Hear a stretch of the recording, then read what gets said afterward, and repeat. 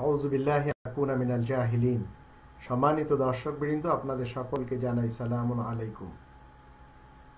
প্রশ্ন করা হয়েছে উদ্ভিদ সমূহের সৃষ্টির যে রহস্য, সেই রহস্য সম্পর্কে কোরআন কি বলে।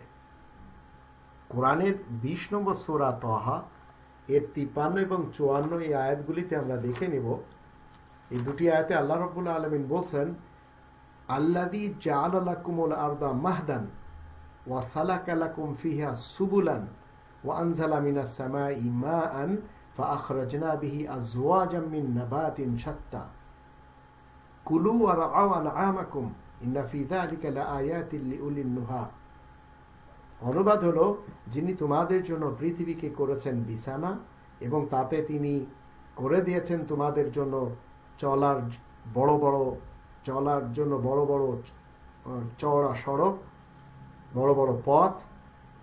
তিনি আকাশ থেকে বাড়ি বর্ষণ করেন এবং আল্লাহ বলেন, আমি সেই পানি দ্বারা, সেই বৃষ্টি দ্বারা বিভিন্ন প্রকারের উদ্ভিদ উৎপন্ন করি, কারণ তোমরা যেন আহার করতে পারো আর তোমাদের গবাদি পশু যেন চড়াতে পারো।